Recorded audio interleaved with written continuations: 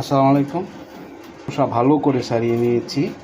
এই যে দেখেন ভিতরে যে ময়লা ছিল ময়লাটি ফেলে দিয়েছি, যে পরিষ্কার। এখন এই চিংড়িটা ভালো করে ধোয়া দিব, দিয়ে এই যে দিতেছি দেখেন। এখন দিলাম, ধুইয়া পরে এখন এটার ভিতরে মশলা মাখবো। সাথে থাকুন সবাই। এই যে চিংড়ি মাছটা আমি সুন্দর করে শুয়ে নিলাম। আসলে পাউডার আমি ফালাই নাই, কি লাগা পাউডার মচমচা হইলে খুব ভালো লাগে, এই জন্য আমি পাউডার ফালাই নাই।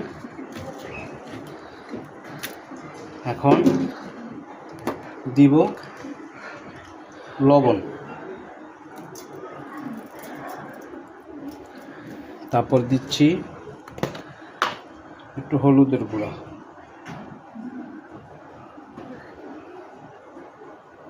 আর একটু হলুদ দিয়ে, আমি একটু হলুদ বেশি খাই। তারপর দিব মরিচের গুঁড়া,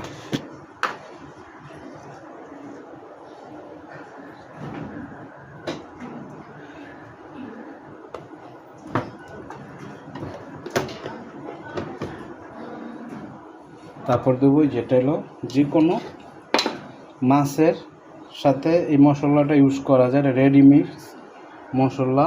এটা আমি একবারে বড় প্যাকেট এটা কিনে নিই। রেডিমিক্স মশলাটা দিলে মাছের যে একটা গন্ধ থাকে সেটা থাকে না। রেডি। এখন দিয়ে দিলাম পরিমাণ মতো পেঁয়াজ। এখন সুন্দর করে এটা মাখা দিব।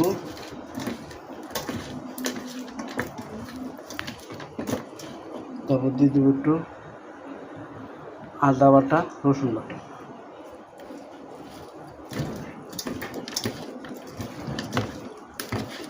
হয়তো সবাই প্রশ্ন করতে পারেন যে আদা বাটা রসুন বাটা কি চিংড়ি মাছের সাথে দেয়?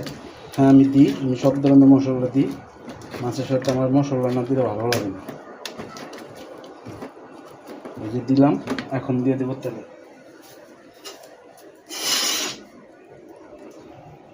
বিসমিল্লাহ।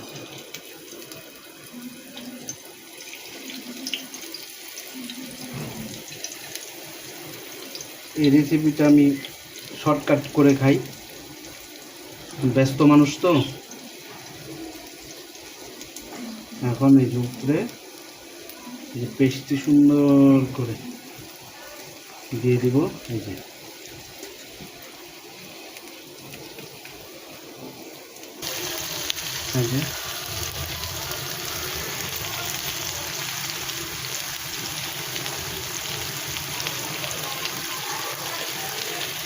এভাবে আগে আমরা ছোটবেলায় আমাদের